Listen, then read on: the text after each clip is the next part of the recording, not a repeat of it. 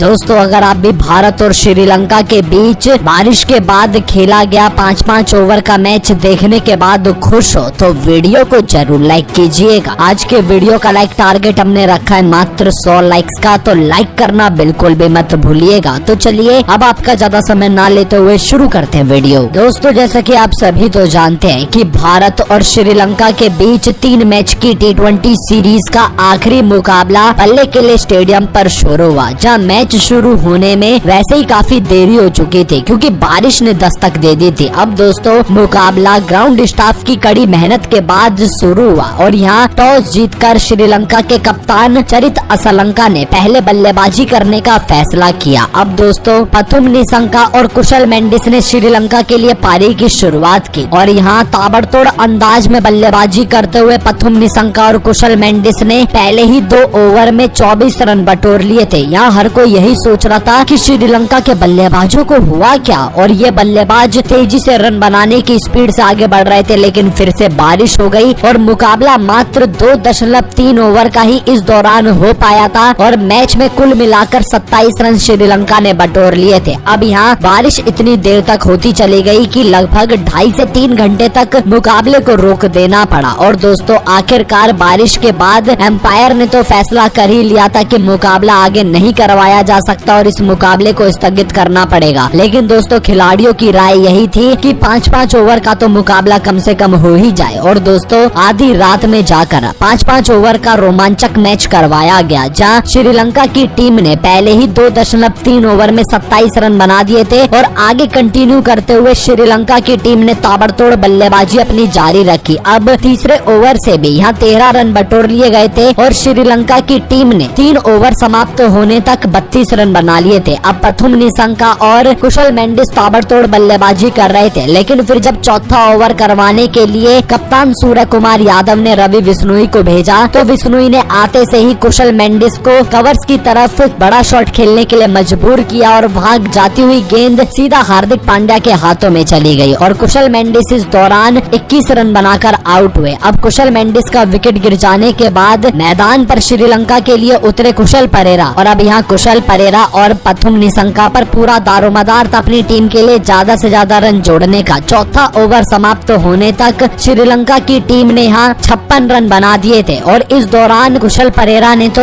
आप यकीन नहीं करोगे कि 5 गेंदों में ही 27 रन ठोक डाले। इस दौरान कुशल की बल्लेबाजी देखकर ऐसा लगने लगा कि इनमें तो युवराज सिंह या फिर धोनी की आत्मा घुसाई है। अब यहाँ यह दोनों बल्लेबाज ताबड़तोड़ अंदाज में बल्लेबाजी कर रहे थे और लग रहा था स्कोर 100 रन के पार पहुंचेगा, लेकिन दोस्तों, यहाँ कुशल परेरा और पथुम निशंका अपनी टीम को 100 रन के पार तो ले जा नहीं पाए, लेकिन 87 रन इस पारी के दौरान दोनों बल्लेबाजों ने 5 ओवर समाप्त होने तक जोड़ लिए थे और श्रीलंका की टीम ने 5 ओवर में भारत के आगे लक्ष्य रख दिया 88 रन का, जो कि बना पाना इस मैदान पर काफी कठिन था। इस दौरान भारत के लिए सबसे ज्यादा बस 1 विकेट रवि बिश्नोई के नाम रहा, बाकी कोई भी खिलाड़ी भारतीय टीम का ना अर्शदीप सिंह ना खलील अहमद एक भी विकेट नहीं ले पाए। और दोस्तों, यहाँ भारत की गेंदबाजी का ही प्रभाव था कि 30 गेंदों में श्रीलंका की टीम ने 87 रन ठोक दिए थे। अब यहाँ 88 रन के लक्ष्य के जवाब में भारतीय टीम उतरी बल्लेबाजी करने के लिए। अब भारत की तरफ से यशस्वी जायसवाल तो आज टीम का हिस्सा नहीं थे, इसलिए यशस्वी जायसवाल की जगह पर शिवम दुबे को ओपनिंग करने के लिए कप्तान सूर्य कुमार यादव ने भेजा। अब पहली गेंद का सामना जब शिवम दुबे कर रहे थे तो न जाने उनको क्या हुआ, उन्होंने ऑफसाइड लेंथ की गेंद को कट करने के लिए चले गए और वहां पीछे स्लिप में खड़े कुशल परेरा ने शानदार कैच लपक कर पहली गेंद पर शिवम दुबे का विकेट चटका दिया। अब दोस्तों, एक बड़ा झटका लग जाने के बाद टीम इंडिया के विकेट रुकने का नाम ही नहीं ले रहे थे। इस दौरान संजू सैमसन और सूर्य कुमार यादव पर पूरी जिम्मेदारी थी और यहाँ दोस्तों, सूर्य कुमार यादव बतौर कप्तान होने के बावजूद भी 5 गेंदें खेलकर मात्र 10 रन बनाकर ही आउट हो गए और यहाँ टीम इंडिया को पहले ही ओवर में 2 बड़े झटके लग चुके थे। थे। अब टीम इंडिया पर पूरा दबाव बन चुका था कि आखिरकार मैच को कैसे जीता जाएगा। अब चौथे नंबर पर बल्लेबाजी करने के लिए संजू सैमसन के साथ हार्दिक पांड्या उतरे, लेकिन दोस्तों यहाँ संजू सैमसन भी अच्छा प्रदर्शन कर पाते, वो भी मात्र 11 रन बनाकर ही आउट हो गए और 3 बड़े विकेट भारतीय टीम ने गवा दिए थे और यह मुकाबला पूरी तरह से अब भारत के हाथों से निकल चुका था। अब तो लगने लगा कि टीम इंडिया इस मैच को क्या ही जीतेगी। अब हार्दिक पांड्या और रिंकू सिंह मात्र लास्ट उम्मीद बचे हुए थे भारत की टीम की, जहां अब रिंकू सिंह और हार्दिक पांड्या पर ही पूरा दारोमदार था इस मैच को जिताने का। और अभी भी मुकाबले में जीतने के लिए टीम इंडिया को 67 रन की जरूरत थी, वो भी मात्र 18 गेंदों के भीतर। इस दौरान रिंकू सिंह और हार्दिक पांड्या जैसे तैसे करके स्कोर को अंतिम ओवर तक ले जा पहुंचे। और दोस्तों अब अंतिम 6 गेंदें बची हुई थी और भारत को जीतने के लिए 6 गेंदों में 29 रन की दरकार थी। अब भारत ने जो सपने संजो रखे थे इस मुकाबले को जीतने के, वो फेल होते हुए नजर आ रहे थे। उम्मीदें भी छूट चुकी थी कि टीम इंडिया इस मुकाबले को जीत भी पाएगी, लेकिन दोस्तों उम्मीद की एक छोटी सी किरण हमेशा जगी रहती है और भारतीय खिलाड़ियों ने आज वह काम करके दिखाया जिसके बारे में किसी ने नहीं सोचा था। जी हाँ दोस्तों, अंतिम ओवर करवाने के लिए श्रीलंका की तरफ से मथीसा पथिराना को भेजा गया, जहाँ मथीसा पथिराना ने पहली गेंद यॉर्कर डालने की कोशिश की और इस सटीक यॉर्कर को जड़ में से खोदकर हार्दिक पांड्या ने डीप मिड विकेट के ऊपर से छक्का जड़ दिया। अब टीम इंडिया को 5 गेंदों पे 23 रन बनाने थे। हार्दिक पांड्या ने फिर अगली गेंद पर स्वीप शॉट लगाते हुए तेज तर्रार चौका बटोर लिया। अब भारत की टीम को 4 गेंदों में 19 रन की दरकार थी। अगली गेंद को हार्दिक पांड्या ने सामने की तरफ हिट करते हुए छक्का बटोरा और अब 3 गेंदें बची हुई थी और भारत को जीतने के लिए 13 रन चाहिए थे। लगने लगा कि अब टीम इंडिया इस मुकाबले को जीतने की दहलीज पर पहुंच चुकी है, लेकिन दोस्तों अगली गेंद के बाद पूरा मैच पलट गया क्योंकि हार्दिक पांड्या चौथी गेंद को भाप नहीं पाए और जिस फुल टॉस गेंद पर छक्का लगना चाहिए था उस फुल टॉस गेंद पर हार्दिक पांड्या ने आउटसाइड ऑफ की तरफ शॉट खेलते हुए मात्र 1 रन बटोरा और टीम इंडिया यहाँ फंस चुकी थी क्योंकि अब भारत को 2 गेंदों पर मैच जीतने के लिए 12 रन की दरकार थी। अब रिंकू सिंह स्ट्राइक पर सामने आ चुके थे, लेकिन दोस्तों कोई भी ये नहीं जानता था कि रिंकू सिंह 2 छक्के लगा भी पाएंगे या फिर नहीं। पूरा भारत देश की निगाहें रिंकू सिंह पर टिकी हुई थी, लेकिन रिंकू सिंह बिल्कुल भी घबरा नहीं रहे थे। हार्दिक पांड्या ने उनको समझाया भी कि आप ऐसे शॉट मारिएगा तो छक्का जा सकता है, लेकिन रिंकू सिंह ने अपनी चलाई और 5वीं गेंद को जब मथीसा पथिराना ने वाइड यॉर्कर डालने की कोशिश की तो